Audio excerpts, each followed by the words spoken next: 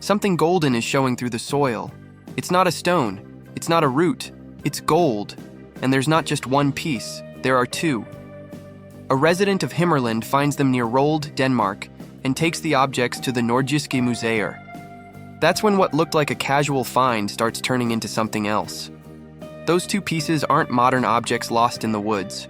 They're gold bracelets from the Viking Age. And a hard question comes up.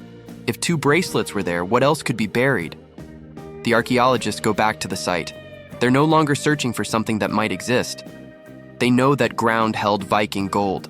The only question is how much. They find a third bracelet.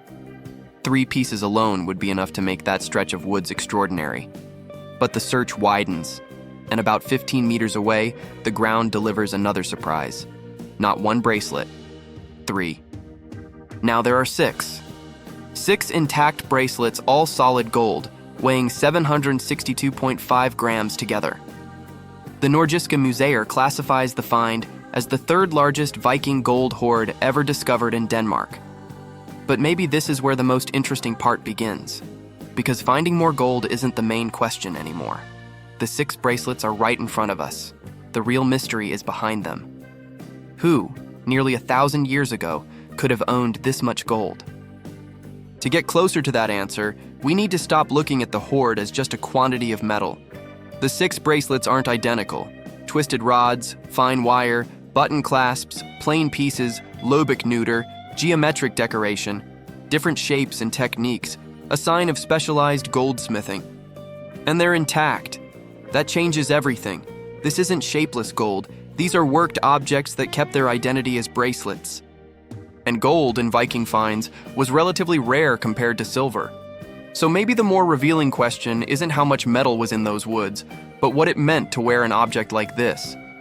In that world, gold could say who you were before you ever spoke. Status, power, belonging. Kings and chieftains built social and political ties through gift-giving. Skaldic poems describe generous rulers handing out gold rings to warriors and allies. We don't know how each of Rold's 6 bracelets was acquired, but we know an object like this could exist within human relationships far more complex than a simple accumulation of wealth. It could signal status, mark belonging, be tied to a valuable gift, capable of taking part in alliances and relationships of power. And that makes the next question unavoidable. When in history did these relationships exist? The bracelets are dated to roughly 900 to 1000 AD, the final phase of the Viking Age. The 10th century was a period of deep political change in Denmark, the context of the consolidation of the Danish kingdom, of gelling, of Christianization, of the rise of more centralized power structures. And it's in this setting that a name impossible to ignore shows up: Harald Bluetooth. But it's important not to let a familiar name fill in what the evidence left blank. There is no evidence the Rold bracelets belonged to him or to his court. Harald matters here for another reason.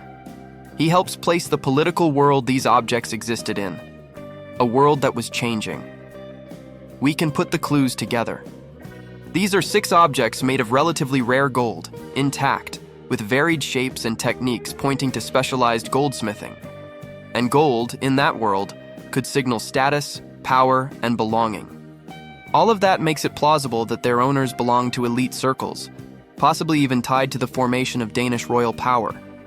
But there's a line we can't cross here. We can get close, we can't invent the rest.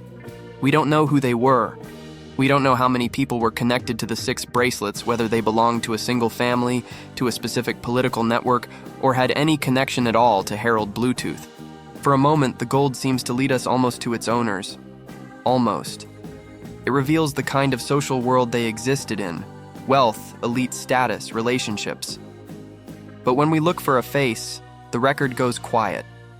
No name, no identity, no person we can point to and say, it was her. And maybe it's exactly that absence that makes the bracelets so human. Someone owned them. Someone was connected to them.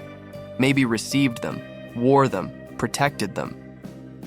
We don't know which of these stories belongs to Rold, but we know that at some point a final decision was made. The gold was placed in the ground and no one came back for it.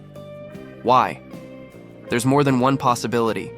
One of them is deeply human. protection.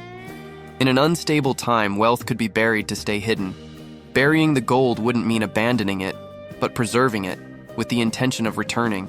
But there's another possibility. The deposit could have been part of a ritual practice, in which the gold was never meant to be recovered at all.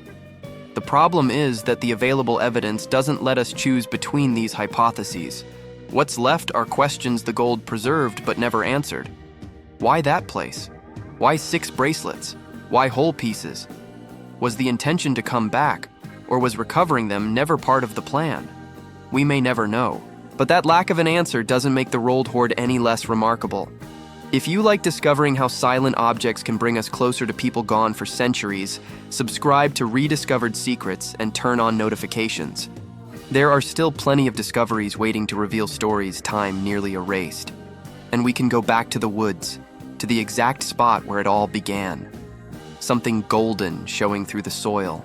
Then came the other bracelets, the weight, the exceptional scale of the find, the details of the craftsmanship, the status, the gifts, the alliances, the power, and a century in which Denmark was changing. The objects remained, the people didn't.